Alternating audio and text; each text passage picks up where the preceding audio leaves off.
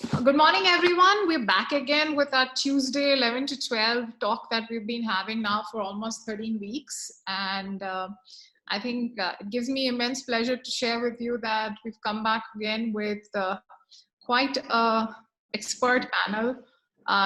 We have Mr. Rajagopalan Balaji, who's the head shared services center at Larsen in Toubro. We have Mr. Sanjeev Sharan, who's the director HR at ZT Telecom. We have Mr. Kuldip Chawlla, who's CFO for Puravankara Projects Limited. They are coming, Mr. Rajagopalan is based out of Chennai, Sanjeev is in Gurgaon, Kuldip is in Bangalore. So we've been able to pull all these people together for today's conversation. Just to share with you all, for those who are probably logging in afresh for the first time to these Tuesday webinars, I think our focus has been around how do we put India back to work? How do we put India back to work safely?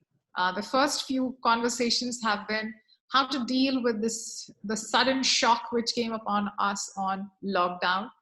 I don't think India Inc., forget about India Inc., I don't think global incorporates have ever witnessed a situation where they have seen months of zero revenue.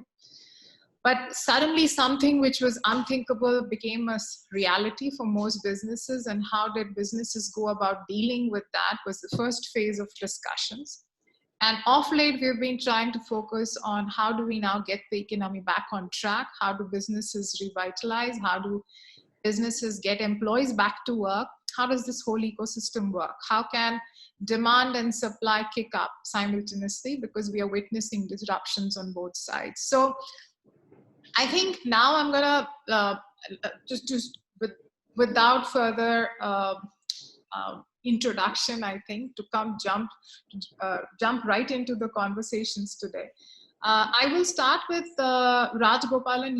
If you could give a little bit of an overview to everyone on the call about your role, about your business, and then we can, then if you could share with me that what does this whole situation mean for you? What has been the impact on your business operations? What are some of the challenges, big challenges, and how have you probably gone about overcoming some of it? Just a brief overview from the perspective of the audience today. Okay, good morning to all of you. Thanks to TeamLease for giving me the opportunity to be part of the panel. It's wonderful to catch up with all of you in the morning. It's a prime time. That's good to catch up. And okay, so I'm Balaji. I'm heading the shared services of L&T of the whole group. Ours is a very big operation, spanning almost 6 million transactions and about 95,000 crores passes through the shared service center. We are doing various activities, whether it is payroll, employee benefits, retirement benefits, vendor payable, accounts receivable, and various record to report services, which includes accounting as well as filing services for various group companies. Almost 85% of the group's turnover passes through shared services, so which means we are almost the backbone of the company's operations. So it's imperative for us that we need to be up and running, because unless we are operational, all other sites will come to standstill, all other activities will come to a standstill. So we perform a very crucial role, for the entire organization at any point of time. Be it payment to the payment of salaries to the employees, or reimbursement of their various expenditure, or for vendor payable, unless we make the payment on time, they cannot perform their activities at site. So it's a critical activity that goes on. That also includes various tax compliance, as well as various operational conditions, and also contractual conditions which needs to be properly structured as well as monitored and operationalized. So that's a huge role for us. I have operations in almost 5 locations at Chennai, Mumbai, Pune, Baroda, and Asira. So we are in a consolidation phase, and probably this COVID situation is accelerating that aspect, and we are now moving towards forming a center of excellence maybe HR center of excellence, which will encompass all employee related activities at a particular location. We are probably going to do it in Mumbai, and finance center of excellence, which will encompass all other activities, probably will be based in Chennai fully. There can be some time lag in this consolidation phase, but what has really helped us is most of our activities are actually virtual. We are almost 90% paperless within the organization, in the sense that most of the data gets captured through our ERP, and which is visible to the vendors, visible to the sites, visible to the various independent companies that we call, and also to the various FTEs in the shared service center. So all of them can access this data relevant to each one of them. And then based on that, whether it is invoices or whether it is employees data, everything is captured in a digital and electronic format. So that work from home possibly has become an easy option for us, not very difficult to adopt. And probably in spite of the situation, we have made all the payments due to the vendors, we have made all the payments due to the employees, all on time, without any hassles, without any roadblocks or bottlenecks. There were rather some issues which we need to address as well, whether it is a governance aspect, or whether we need to give an option to the employees to work from home, or we need to ask somebody to come to the office and things like that. So, and how do we monitor employee performance? So we have various tools and methods through which we do all this. And of course, there are aspects relating to security, confidentiality, and the discipline to be followed and stuff like that. So these are some of the aspects which we have focused during this last 3 months.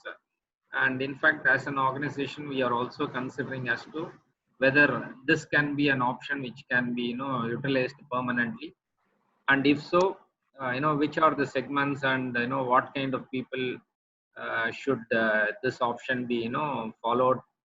So all these things are being worked out. And of course, there is another aspect to the whole thing, which is the cultural aspect. So it's not only the employees, but we also need to train all our managers at various levels to develop the trust factor on the employees. So rather than doing a policing sort of a thing, we are prescribing a result oriented model, which will help to push this culture all around. And I think at the end of the day, this COVID is not going to go off in a short time span. It's going to be there for quite some time, and we are reorganizing our model to get ourselves going without any disturbance, and at the same time giving maximum support to the business. So that's what I would like to sum up. Thank you so much. I think you've touched upon a very important point on going paperless. I have often wondered that if we can put together a survey which captures that how much organizations were paperless before COVID and how much it is after COVID, because it would be an interesting insight. And yeah, I think that gets me thinking. This is a point that I probably will be, if this is a survey that can be done, we would be. But yes, it's definitely an important change that we have noticed at workplaces. Sanjeev, over to you. What's going on at your end? What's interesting? You belong to Telecom. You belong to Telecom, a segment which, while it has been going through a very lean phase in India for the last few years, however, has come out as one of the most stable, unaffected sectors during the lockdown, right? And hence, what does that mean for you, and what does that mean for the industry and your, of course, overall perspective? Thanks, Ritu. And thanks for giving the opportunity to participate in this webinar. It's interesting. And I'm sure I'll learn something definitely from all the panelists who are there. The telecom, I believe, like you rightly said, is that when everything was closed, the medicine, the police, the sanitization workers, and the telecom were the only four, not only four, were the couple of ones who were actually active. So business volume side, definitely there would be impact, and if not, the possibility would be there, definitely, because it's ups and downs of the business is always there. But activities were never at standstill in any of the telecom organizations, especially with us also. because we are the backbone of the network.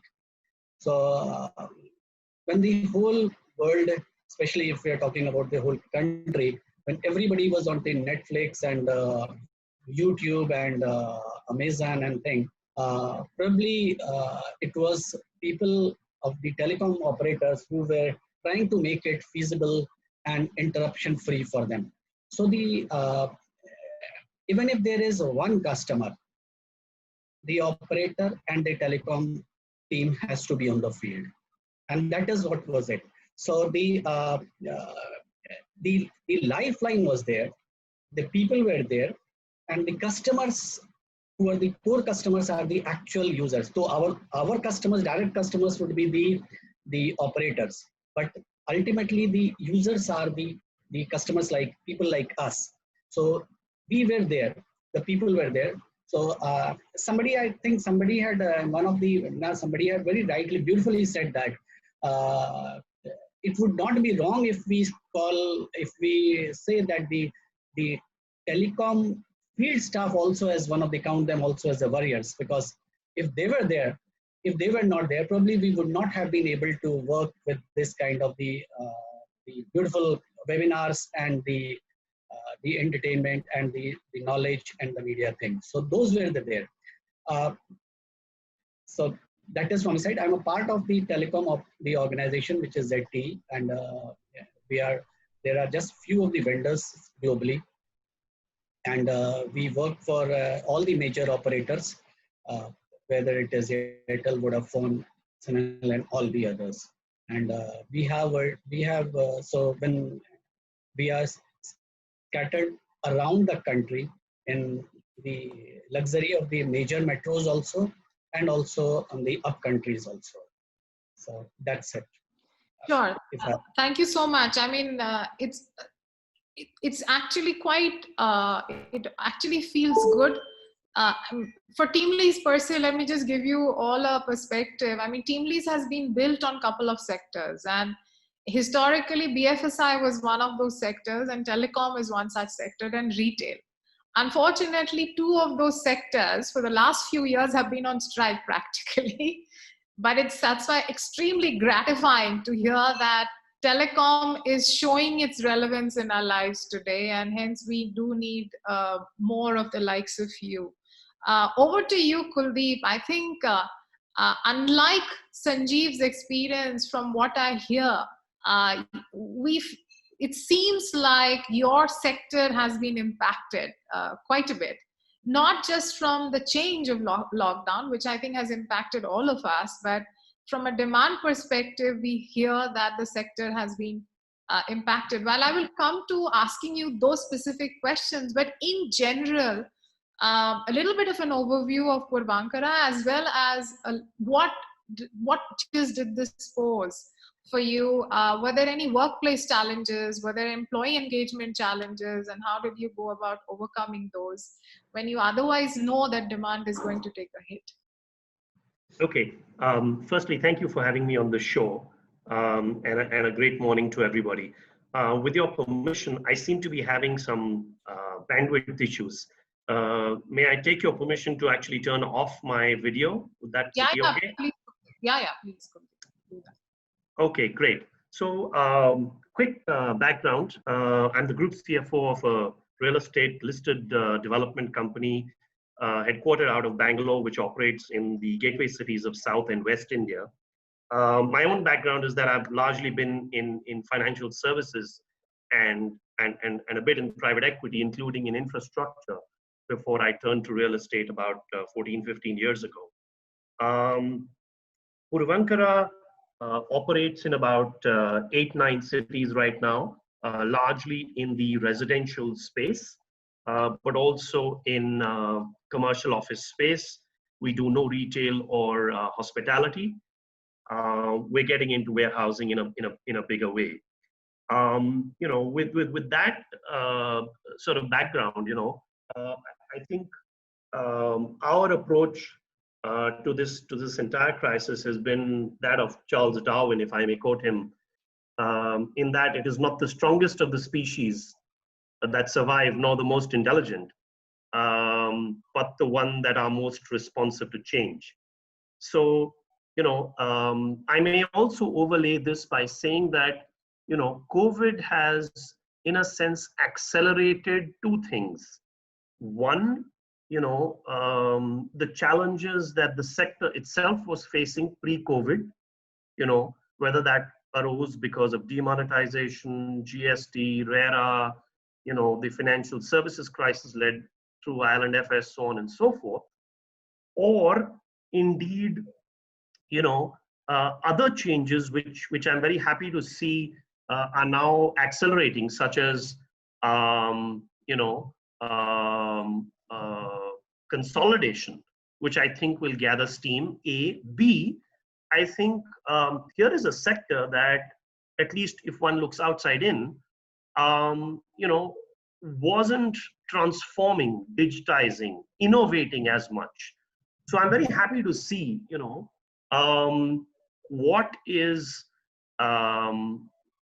what industries and indeed, my peers are doing. So in that context, first protecting colleagues and physical and emotional well-being, became very important, because it wasn't just the 1,000 odd employees or 1,200 employees that we had, but the 15,000 sort of, co-workers across our sites whose livelihood was significantly impacted. So I think we did 5 or 6 things. Number one, first is set up a control room with a cross-functional key task force, because we knew things were going to change. We didn't know how they were going to change, but we knew it was going to happen. The second was regular and very clear remote working, cascading information. Number 3, and I believe this is key to everything, empathetic engagement. Compassion and empathy need to be at the cornerstone of whatever we do. At a very practical level, you need to kind of make adjustments and minimize exasperations. How can I make life easier? Does my colleague have enabling tools? Do we need to make adjustments? Number 4, go beyond work-filled schedules. Finding activities that they really find meaningful.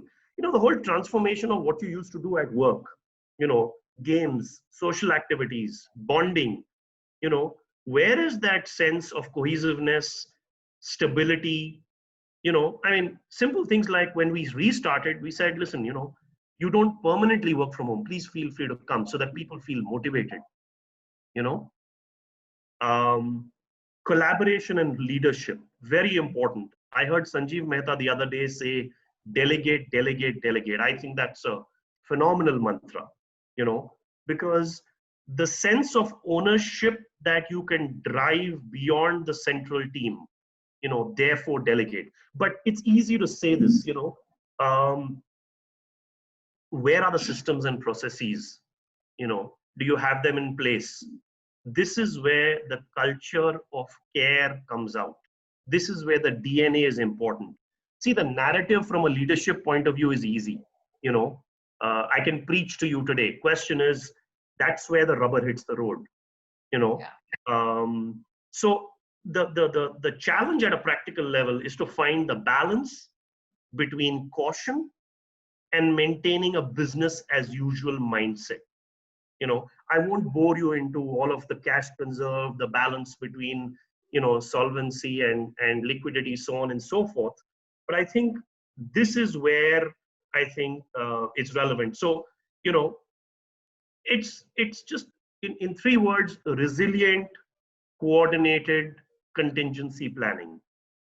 And it goes beyond technology.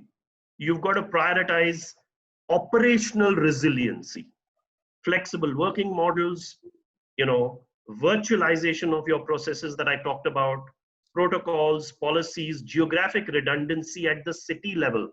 Now in a physical business like ours, how do you do that? And we had some interesting kind of results. We did 3 e-launches, perhaps the first by any company, just in the last 20 days, and happy to share with you, because now it's not privileged information now that our board meeting is over. We actually were surprised with the level of demand that came through. So I think, let me put it this way. different sectors within the real estate space will behave differently and have behaved differently. You know, those that had a density of people, you know, seem to have been the hardest hit.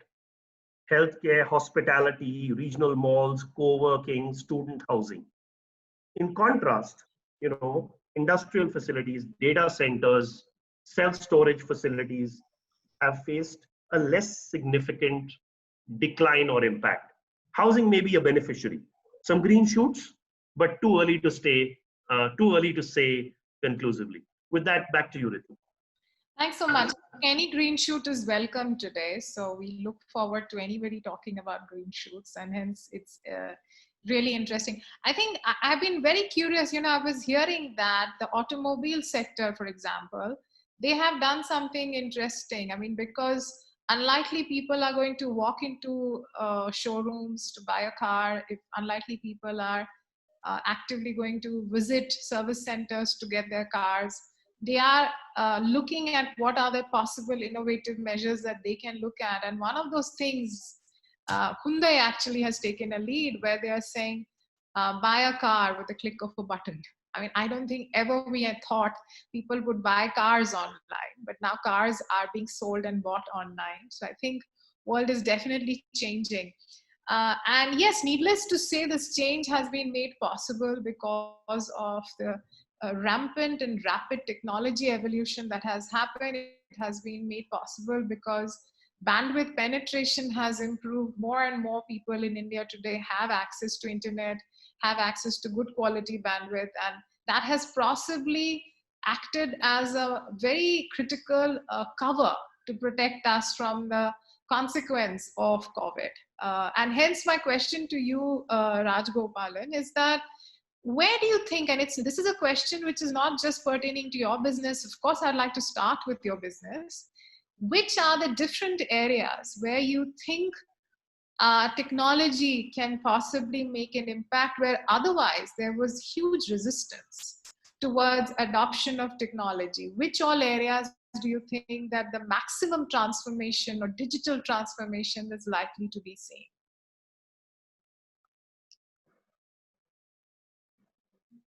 Yeah, see, L&T as such, has embarked on a digital drive over the last, 3 years. We are the first company who have, incorporated digital technologies even at construction sites. We call it as a 3M, men, materials, and machines. And all these three are mapped at our various sites. For example, the machines are all, tagged with sensors, with IoTs and all that, so that, even the input-output ratio can be monitored right sitting in the, headquarters as to what is happening in the site. Similarly, all our materials are, barcoded. All our, men, the labor that we call, they are all given with helmets, which has all this technology is embedded on it, so that their movements also can be monitored, RFID sensors and all this stuff. Not only that, even before we start the construction, we use various drones and things like that to assess the conditions where we are going to work.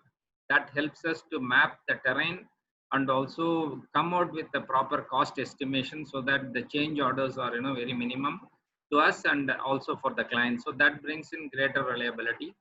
Then when it comes to the site, we follow this 3M where we map, because our sites are all running into several 1,000 kilometers, 100 kilometers across the state, across countries. All that is happening for various projects. So it's important for us that we get into digital so that we can control the efficiency, because at one point in the site there will be demand for people or materials or machines, whereas on some other part of the site this will be idle.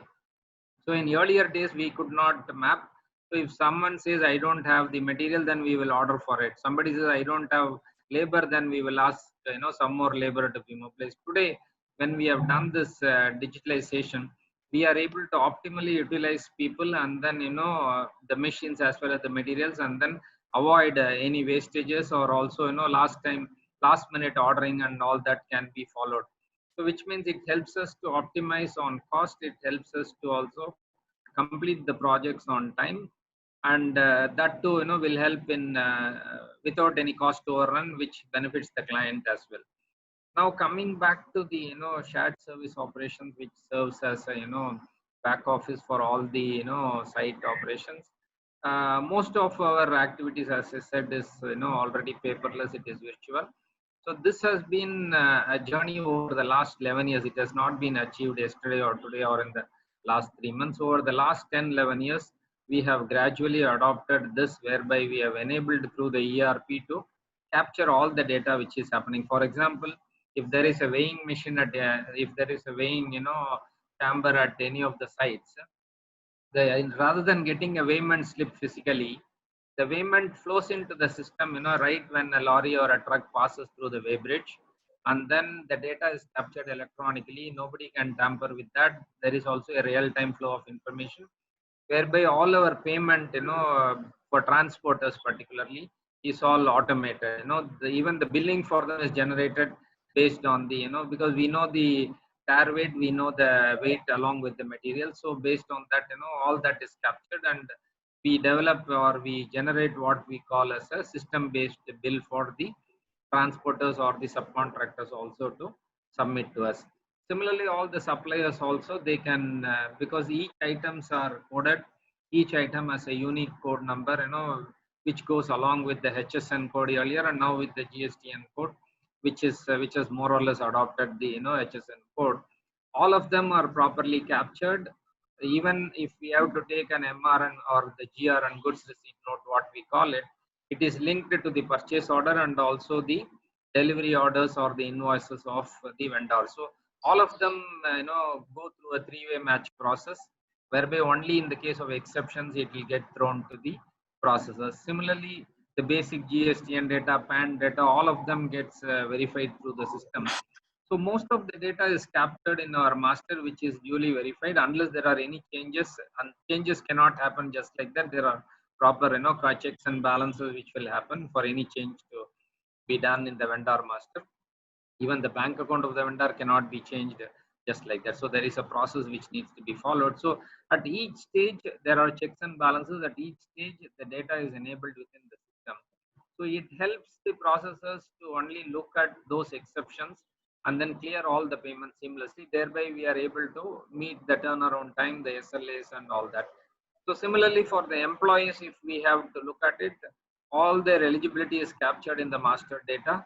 So when an employee submits his claim on a monthly basis or on a periodical basis, the system itself will restrict, if he is going to claim something beyond his entitlement.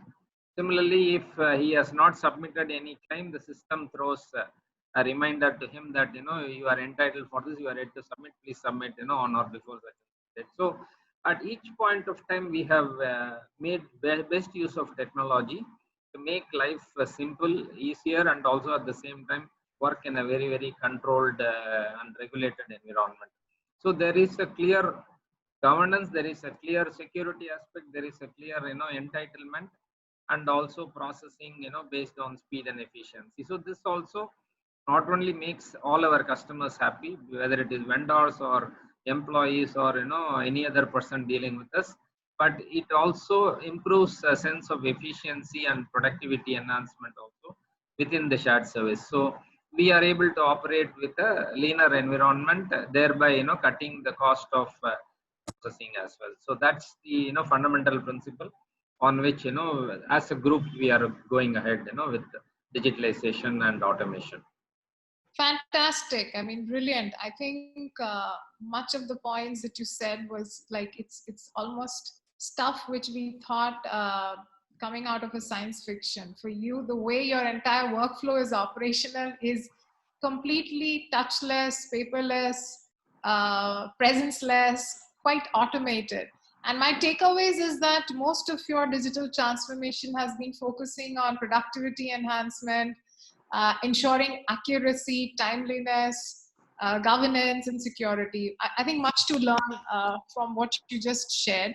And I think you touched upon drones. I was just reading somewhere recently during the COVID period that drones is something that we used to talk about as something some other nations and some other countries are looking at and are contemplating. Drones is for fun, but now drones could possibly become an important enabler in our workplaces. So thanks so much for touching on these points. Over to you, Sanjeev. Where all do you think digital transformation has happened or is likely to happen now? Because, you know, I think I have attended enough conferences, webinars in the past before COVID, where people were busy talking about digitalization, digitization, but we were not seeing much evidence of that conversion in actual reality. So now with COVID, where do you think the maximum amount of digitalization is likely to happen? Very relevant question, Rituparna, because I think the digitalization is a something like overhyped word these days. Everybody is talking about from the kid to adult.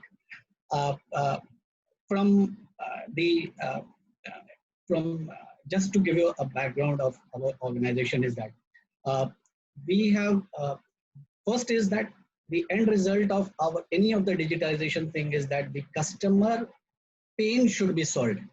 You are paid to solve the customer pain. The moment you forget that thing, you are out of the business. So customers KPI should be your KPI.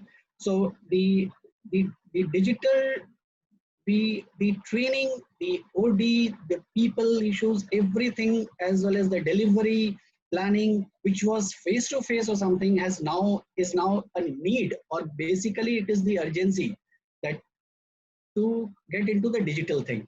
But one thing, all this thing comes with if you have the right people. We have the best of the thing, which says that interviewing things, training thing, developmental things. But one thing which the digitalization or digital thing which actually has to go through it is that can it actually sense the people mindset?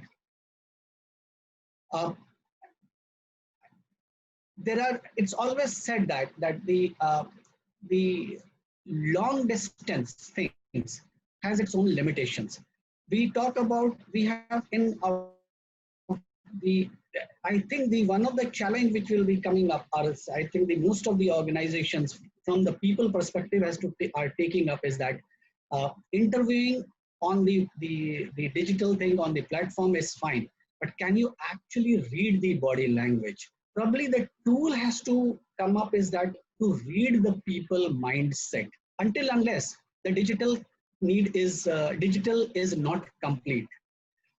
We have during the COVID thing, one thing which actually came up was in our organization was that we came up with one of the beautiful thing is that the training program. In our training program, we do not identify the person who has cleared the test or who has not cleared the test.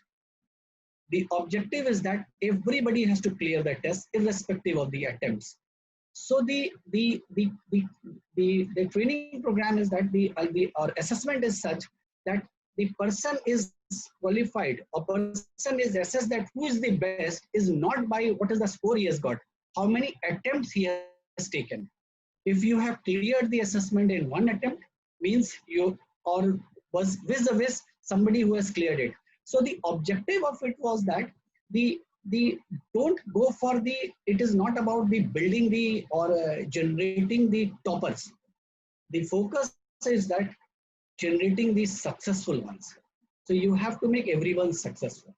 So back to the thing is the digitalization is about the tools which is easy to handle and the tools which is go to the mindset is something which is the need of the hour. Otherwise, the work from home and the remote working will come to standstill in a very short span of time. Thank you, Sanjeev. I think you have brought the focus down to HR tech. And hence now I'm going to use that to put Kuldip on the block for a bit, on the hot seat, because Kuldip happens to be the CFO of the company. He's the one who has who's the custodian of the money. And hence, I am compelled to ask you this question, Kuldip, that why is it there has been a lot of talk about the importance of HR tech and adoption of HR tech, yet there are enough and more studies to show that the adoption over the last, actual adoption over the last few years since the time HR tech has come into the limelight has been so low. Yes, we've been talking about it. Where do you think is the disconnect? Is it that, I'm putting it as bluntly as possible, is it that HR has not been able to create or make a well-articulated case which talks about the importance of HR tech? Or in general, there hasn't been a consensus among senior leadership of organizations in terms of investing in it? So I know that I'm putting you on the hot seat here, but I do need your perspective on this. CFO never has a problem being put on the hot seat because that's the position he's often in. And at this point in time, you know, the CFO's hot seat has been really burning. Hot. Yes. But that said, I think the point is very simple. How can you use the force of COVID-19? Right. You know, I think CFOs have a privilege. This is the time that people listen to them, right? And so therefore, let me put it this way. I think a lot of initiatives, whether they are related to HR, whether they are related to customer pain, and Mr. Sharan alluded to that, you know, very succinctly, you know,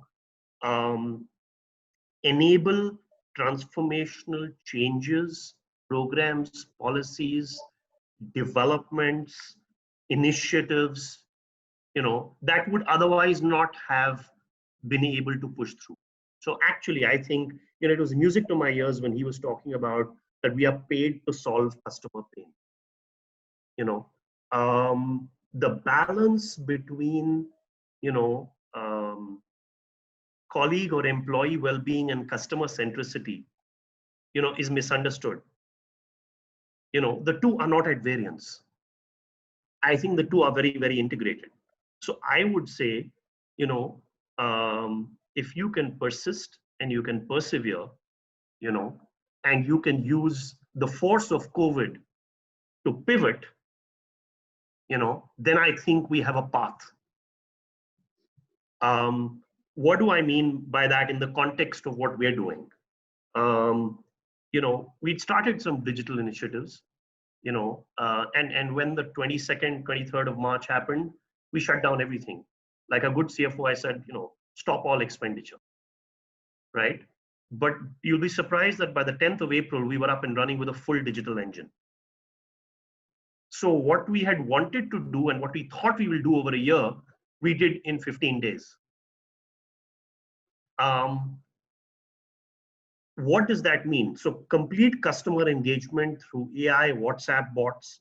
You know, we relaunched our website, but most importantly, we changed our customer apps, our dialer apps, so call recording functionality, call logs, raising service requests, so on and so forth.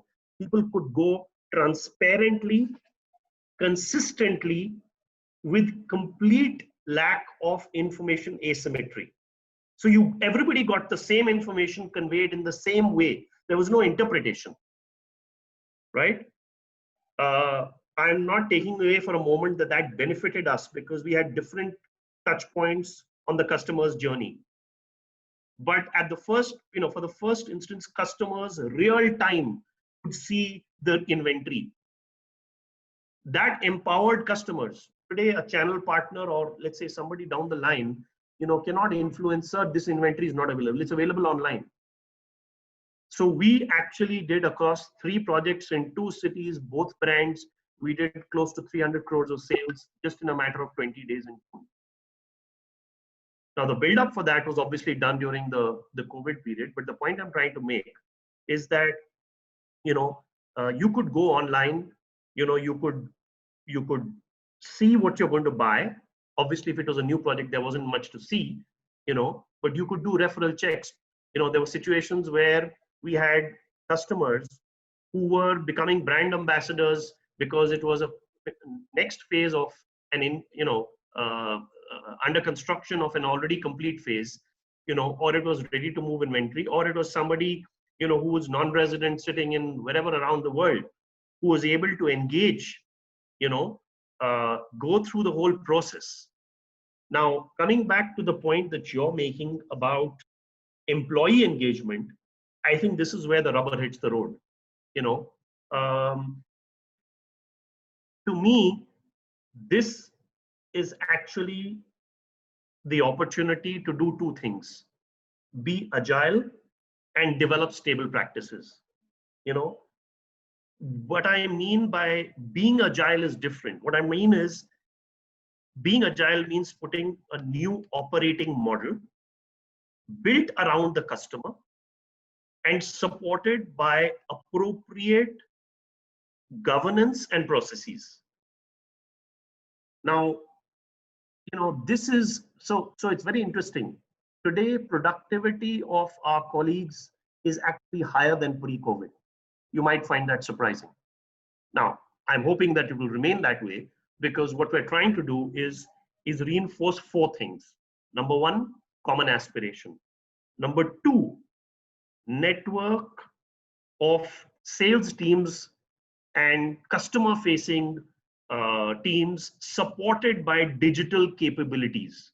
Number three, decision making and pipeline management with support. And that is where your stable processes come in. And number four, next generation enabling technology. Now, it's in the last bit that I think, many of our industries on the hard asset side, whether it's infrastructure or real estate or indeed other traditional businesses, which unfortunately can't put everything online. I can't build homes online, need to actually make that shift. But it is to support this agile sort of operating model, you need a very stable backbone.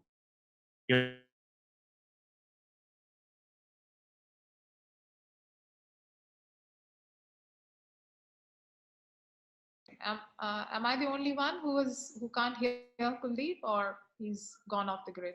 Okay. I think it's gone off. Okay. Let me just wait a minute if he comes back. Otherwise, okay, no issues. I think by the time he comes back, I would encourage all our participants on this. I mean, we have almost 121 of you. This is elite panel. They have years of experience, and hence you should not miss out on a chance to ask them any questions that you have in mind. So please be generous with your questions. There is a Q&A tab. Please put your questions in that tab, because that's the one that I will monitor.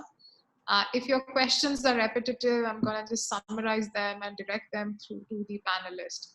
So let's just, I think, let Kuldip join back. But meanwhile, I will change tracks. I think it's understandable that one of the biggest beneficiaries of COVID lockdown and the pandemic has been the adoption of digitalization in all kinds of business. It's not whether it's new age sectors, traditional sectors, manufacturing. I think we have seen rampant change, and it's not happened in the past, and why it has not happened is a subject of another discussion, but I'm glad that it's happening today.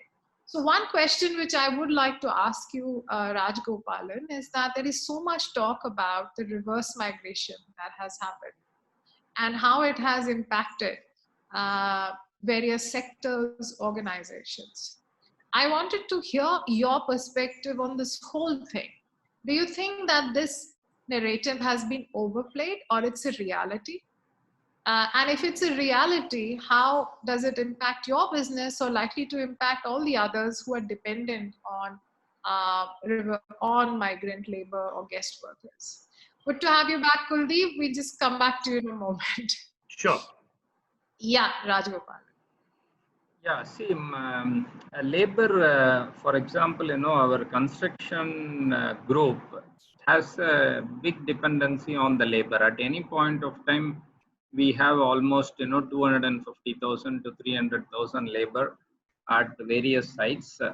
And for the initial period, from maybe late February till middle of April or so, they were all locked up at the site. In fact, things were moving for some time. Construction was happening as if, there is no other issue because we have all the materials, we have the people, and we have the machines to go on. But then as the fear psychosis, went up, all these people were hell bent on going back to the, their own cities or villages or wherever, their families are. They were becoming quite restless, and we understood the situation. And if you can recall, ours was the first Shramik Express, which was introduced, which flight between Hyderabad to Bihar. So almost 2,000 to 3,000 laborers working in our Hyderabad site. They were the first ones to board the train to go back. In fact, just before the train came, they were very restless. They didn't want to work, although everything was available. Work front was available. The materials were available. But then, they simply didn't have the mind to work because their focus was on going back. Their focus was on to see how their families are, their well-being, and things like that. So they were not interested in doing any work. And in fact, it resulted in some minor agitation and things like that. So to manage that, in fact, we convinced the government to start it, and that's how the train started running. And all of them went back, and for almost a month, all our sites got emptied. And by middle of May, there were almost nobody at the site. And then they could not withstand for some time, and we also need to tap all other sources. We did, but then in the last 1 month or 1.5 months, the labor population is just 50% of what it should be. That's the state we are in. And certainly it affects not only the availability but also the state in which their mind is doesn't help us in getting the best of productivity as well. So it causes a big impact for us. It has been a very important aspect for our site and other construction related activities. We need to take care of them both physically as well as mentally. In fact, for the first 2 months, without any work, we were paying all our laborers. We were also giving them food throughout the day, including all that. Although there was nothing billable for us, to the clients. So, which means it is critical for us to take care of them because they have come to us. As a parent, we looked upon them, and then they were quite happy. But then the moment there was an opportunity for them to go back, they went back. So we understood the psychology, and we know that we will be able to catch up on the progress at some point of time. So we have allowed them to go in their best interest because it's not right on our part to hold them. Although the government said you can do construction with whatever people you have in the site rather than bringing in from outside, but still we allowed them to go as a good corporate. Like how you take care of your children, your employees, we took care of the labor as well. So we are sure that over a period of time, maybe it can take 1 or 2 or 3 months, 4 months maximum, they will all come back because sustenance is going to be important for them. And life has to go on despite all this COVID, because the initial fear also will go. Even for us, initially, we didn't want to venture out. Now we find a lot of people going out. When we reopened the offices, we started off with 10%, 33%, 50%, but then the fear goes off after some point of time. It's now clear that it is inevitable. We will get it at some point of time, but then there is hope that not many of them are impacted, in the sense that it's not life threatening for everyone. So slowly the confidence will come back, and we are sure that they will all come back, and things will start moving. We have a good order backlog as of now, and it can run for the next 2 to 3 years. seamlessly. But then we also understand that the cash reserve is going to be very minimal, whether it is with the government or with the private sector. So we are also taking it easy, and then no, but at the same time, we need to ensure that the contract conditions are not impacted. So we take the necessary, additional time frame by amendment of the contract and all that, so that there is no impact for us also additionally. Thanks so much. I think I'm conscious about the time, but I do want Sanjeev and Kuldip, your perspective on this as well. Kuldip, the question that I asked is that, there has been this narrative around reverse migration. We don't know how much of it is in reality, how much of it is overblown. But if it's a reality, what are the consequences of this in your business, and what's going to happen next? I mean, how do you compensate for these labor if you're resuming work right now? And Sanjeev, that's going to be the same question for you. So after Kuldip, I'll come to you.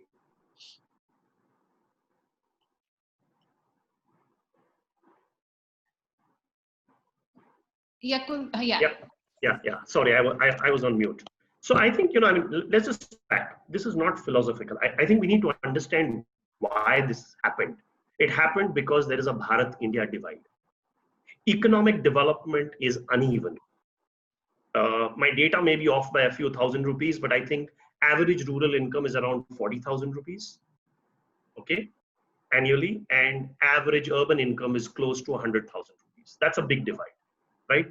Now, the reforms of the government, that they've put in place, and I think there's a huge scope for India to do corporatization of agriculture, so on and so forth, right? And to build employment there, I think we'll even out that balance. It will take time, okay? That said, I think, there's another bigger debate, which is a different issue, which is India's problem jobs or wages, right? That's for another time. I think the wider issue right now is that I think there is an opportunity of a lifetime for both the government and the private sector to do something about this. So if I were to just step back and look at from the government's point of view, is this the opportunity? Is this the cue that the government needed to create jobs? Because as an economy, we were facing issues even prior to COVID, unemployment, right? I'm not getting into skilled, unskilled, so on and so forth. Okay, so that's one part. The second issue, and I think this goes back, sorry, I have this one mantra, use the force of COVID. So we as an organization realize that we cannot scale up unless we use technology. So whether it is, Mr. Rajagopalan's firm or L&T or others, whether it's Maivan, technology, precast, you can only scale up, build cost effectively, build quality, and build fast if you use a combination of technology and human intervention. Right? So the point I'm trying to make is you can use technology in infrastructure and in building construction. Okay? You can use better systems and processes. And we as an industry have not followed, what other industries have done. Even auto has tier 1, tier 2, tier 3 suppliers. What prevents us from standardization? So that is again one of the other mantras which we at our firm have put, metal to the pedal on, which is to say, with standardization, can you get to a situation where you can scale up and meet demand? Because at least at the housing level, there is no structural damage to demand. It may have been deferred, but it hasn't gone away. In fact, there are people who believe that it may actually have been strengthened. But that notwithstanding, I think there is another angle to it, which is there is demand that is getting created in semi-urban or rural areas, number one. Number two, there is an opportunity for us to reskill, upskill, labor and other people. So my take is, right now, I think the unfortunate or fortunate, whichever way you want to look at it, fact of the matter is that people are returning not because they want to, but because they don't have an option. The opportunities are there in the urban areas, not in the villages, which is why people are returning, right?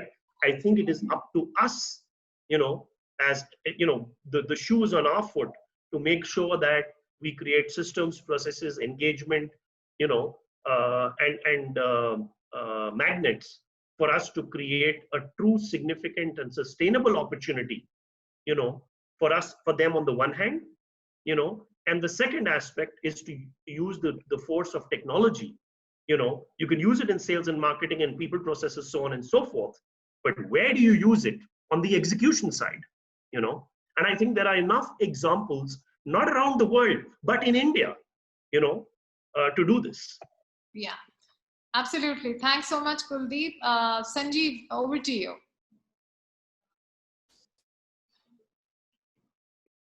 According to me, I think it's too early to comment on the reverse migration, because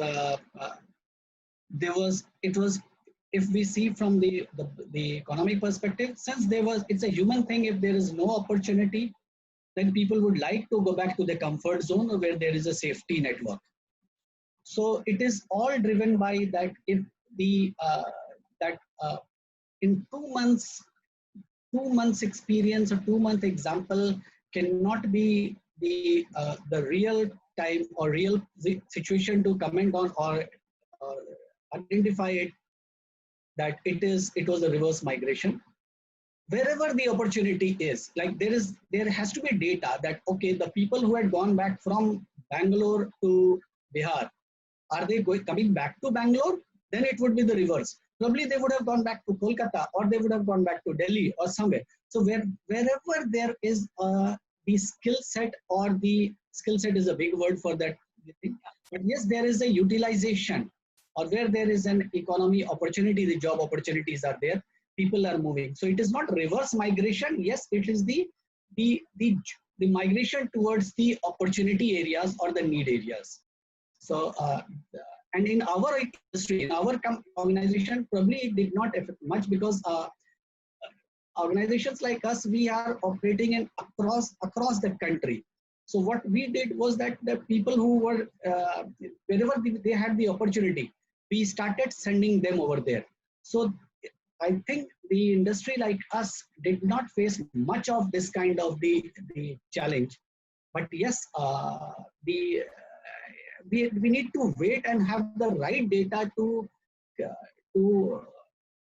comment or to say that yes, it was a reverse migration. It was now the opportunity is there with the that any of the state, any of the organization in any of the place, if they start doing the job, people will go for it. Right. Fair enough. I think you made a very fair point that if they have left, they left a state of currently being unemployed in a location to another option, which is either more secure or gives them a source of livelihood, is your perspective. That's a very interesting one. Because we are so grossly short of time, I'll take a few questions before, if we have time, I will do the rapid fire. Okay, so I think there is a question for you, Rajagopalan, which says that if work from home is going to a future option, do you think the infrastructure in India is essentially, work from home is going to be a future option? Do you think the infrastructure in India is sufficient to provide the bandwidth needed to access various systems to enable work from home? I think the point that Surya Narayan is trying to raise is that, are we completely equipped from all perspectives to work from home?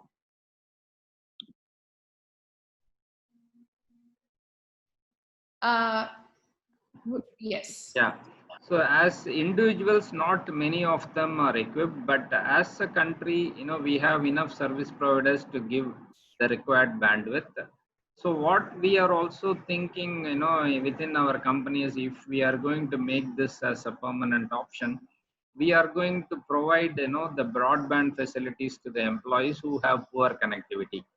Particularly those who are going to access the system, they will not be able to do so with your hotspot or your GeoFi and all that, because that is the bandwidth is too small for them to operate. Emails and surfing, all that is okay, but then when you work within a system, when you access a server, it becomes difficult. So for such of those people who have to necessarily access that, we are planning to provide a broadband connectivity at home, and also maybe in the sense that we will ask them to take the broadband connectivity and we will reimburse them the cost. That is what we are trying to do.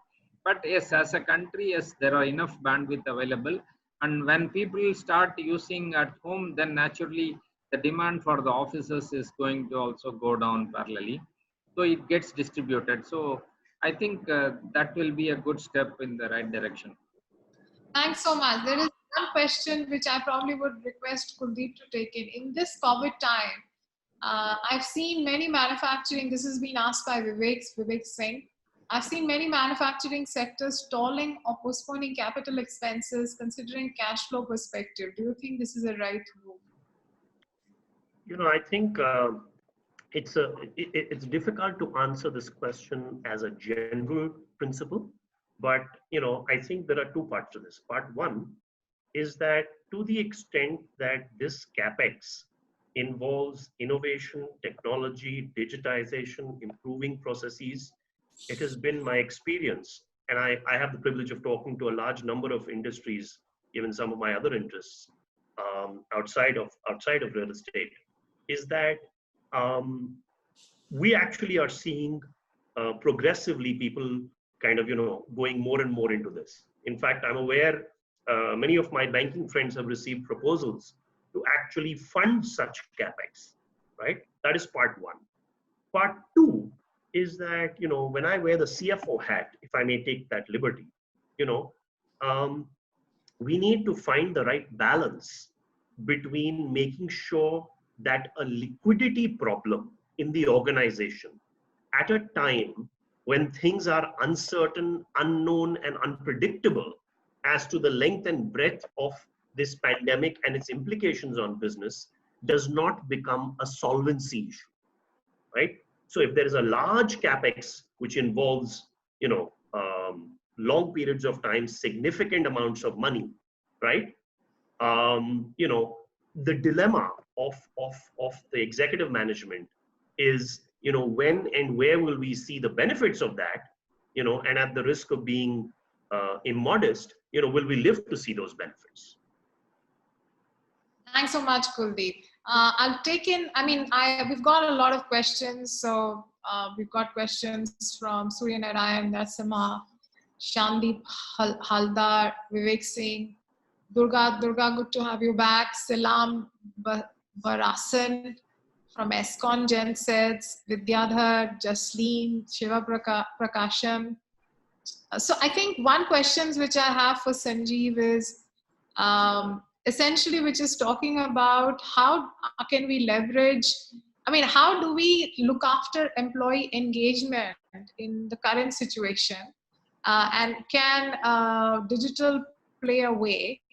And there is another question which I'll dovetail into this, which is more of a concern that now people are trying to interact with each other through digital devices. Can there be a possibility of this at some point leading to a certain form of isolation? So I think I'm trying to dovetail both these questions and then posing it to you that what do you think, what should HR be doing? How do we tackle this issue now? This is a very, very relevant question. And I think not only us, all the organizations, many of the organizations like Twent is that engagement through digital. I think the best way, because the best way or the most important thing for engagement is not about fun and the picnics and the games. Personally, to keep the employee sufficiently loaded, let him not think that his job is at stake. Yeah. The guy is engaged. Trust me, the most, if there is a lot of parties and a lot of the get-togethers are there, and if the individual is not engaged or sufficiently loaded, he's not totally engaged, because at the back of the mind, he would be thinking that, man, I do not have the work. The guy sitting, my manager sitting over there doesn't know what situation I'm into it. So he's not able to now assess my real challenges. So there is a different kind of the disengagement is at back of his mind. So things which is, the best thing is that to engage is that keep the right load of the right engagement. Work engagement is the only engagement which can keep people at least for next couple of months, because WFH is a new thing. we have because it has come, it was not planned. And many of the managers, even like me also probably, we are not capable to assess whether the person sitting there at the home or at the back of the, behind the camera is actually being utilized or not. So we start making perceptions. So the other engagement is that when you are promoting the managers, don't promote the managers or in your organization. At least in our organization, we started thinking that performance will only have 40% of the criteria. 60% of the criteria is that is he able or has the capability to drive the team without even looking at them. So that is what engagement. That is what is the thing at this moment. I love what you just said. I think the best way to engage them is make sure that they have enough work.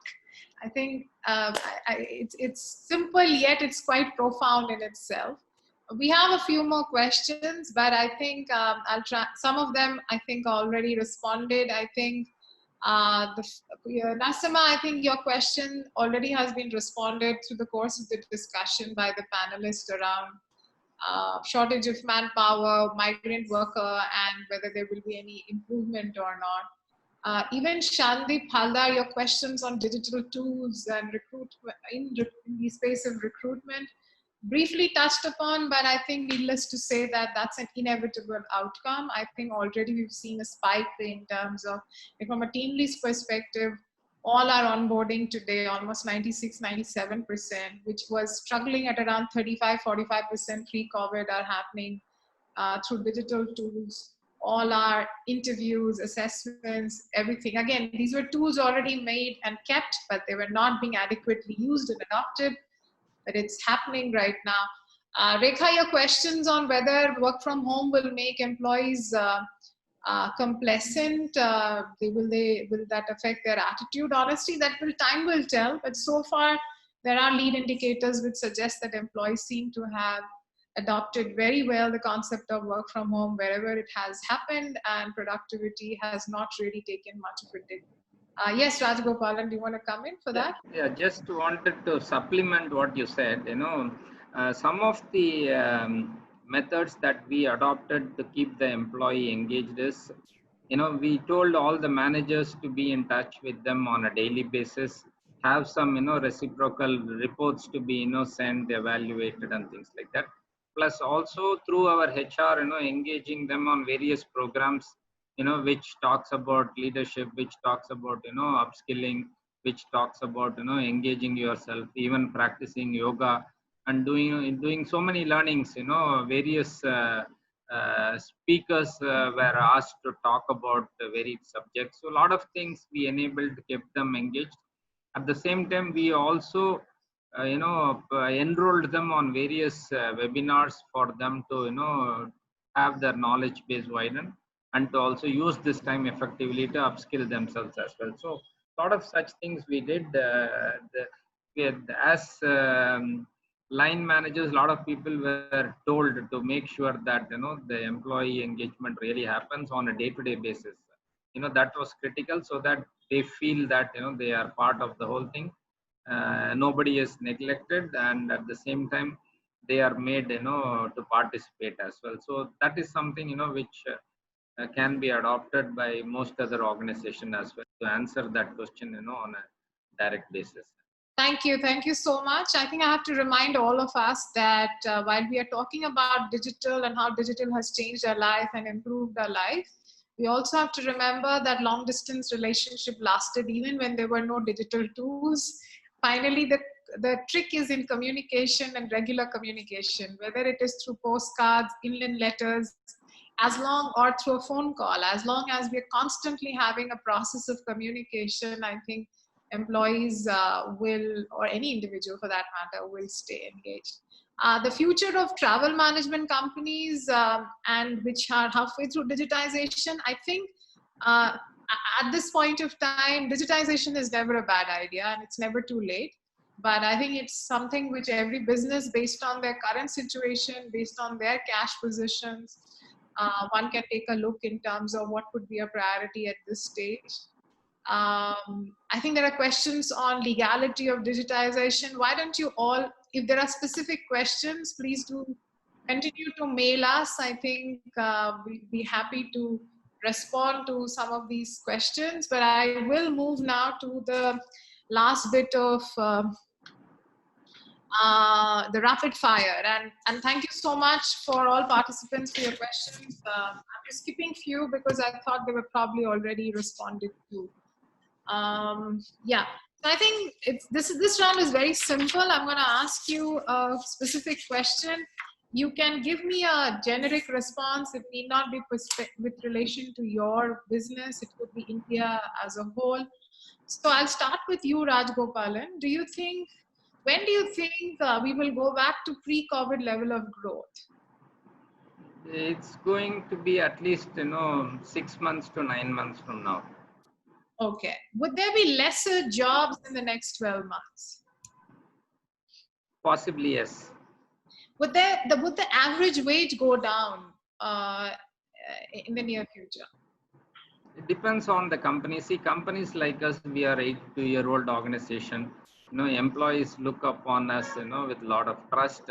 So as of now, we have not done, any reduction and all that. But in case the situation, worsens, it's not only the COVID pandemic, but it's also a global recessionary trends, which is also looming large. Plus, of course, on the border aspect with China and all that, with a lot of such tensions going around.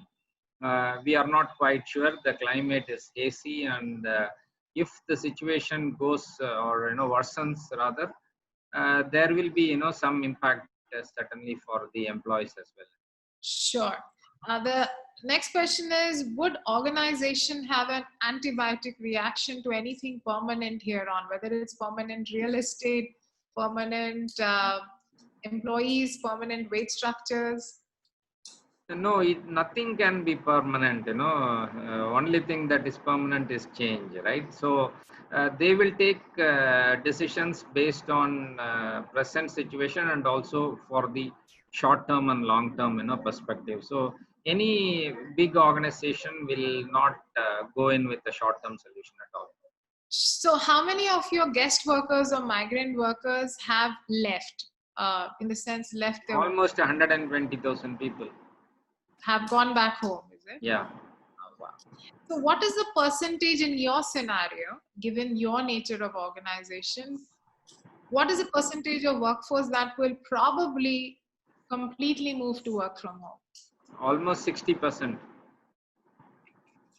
So I think that's, thank you Rajagopalan for being the first one in the hot seat. I'll move to Sanjeev. Sanjeev, same questions. Your response can be pertaining to India per se. When do you think we will go back to pre-COVID level of growth? At least 12 to 18 months. 12 to 18 months. And would there be lesser jobs in the next 12 months? Initially, yes. But the type of jobs will change. Sure. Will change. With the average wage, and when I'm talking about average wage, I'm talking about country in general, likely to go down in the near future? It will go up in many cases. Okay. Again, would organization have an increasingly antibiotic reaction to anything permanent, real estate, employees, wage structures? Definitely they will try, but I think something new will come up. So it will not be antibiotic, but yes, definitely a new thing will evolve. Like in the country, gig economy will evolve. Yeah. Gig employment will definitely evolve. Yes, absolutely. So how many of your guest workers or migrant workers have left a workplace? I don't think not even 5%. Okay. And the last question is that how many of your workforce are likely to permanently move to work from home? This is interesting. We were totally no on the culturally no on the work from home. Today we are, for last 4 months we are on 100% on it. But I think we will around 30%, maximum 20 to 30% will be here, because people also do not want to be on the work from home for long. Yeah, that's what I've heard from many people. Good. Thank you, Sanjeev. Kuldip, over to you. When do you think we are likely to go back to pre-COVID levels of growth? I mean, some of the information that we are coming out from IMF and all, the picture doesn't look very rosy. I think we've come down to almost 1%, 1.5% GDP growth. So I think from a company point of view, we're looking at 2 to 4 quarters. Okay. From an industry point of view, it's a little bit difficult to forecast, but I anticipate that it could be anything between 4 to 8 quarters or 6 to 8 quarters. Would there be lesser jobs in the next 12 months? Different kinds of jobs will emerge. I think actually you might, and I'm answering one of your other questions, that you might actually see the average wage go up because the types of jobs will change. And I think that is where the opportunity is. A. B. We talk about China, we don't need to belabor the point, but I think there is an import substitution benefit that India has and can seize the opportunity. And it is not to do with China, it's to do with all imports. Yes, fair enough. Would there be an increased antibiotic reaction to anything permanent? Jobs, employees, wage structures, real estate? I think, the point is entrepreneurs and businesses are more and more becoming flexible, and agile. And I think what they would do is to look at creating systems and processes that make them more flexible to tackle a pandemic or a situation which is unpredictable and unknown. I think what we will see, what that means is to create permanency in terms of culture, permanency in terms of brand, and you will see a consolidation, I believe, across industries, of that. Whether therefore that means, that we will have, I think people will become more variable oriented, right? So you could have less permanency, but the goal would be to create more stability. Yeah. Interesting, a very fair point. So next question, how many of the guest workers in your case or migrant workers have left your workplaces in the current situation? Currently 70%. Currently 70%. Wow. And how much of your workforce, what percentage would would completely move work from home here on? So I think there are 2 parts to this. Part 1 is, the workers who work at sites can't do, we can't, maybe less than 1 or 2%. The supervisors can perhaps, work remotely. Yeah. As far as employees are concerned, we anticipate not more than 10%, maybe 15%.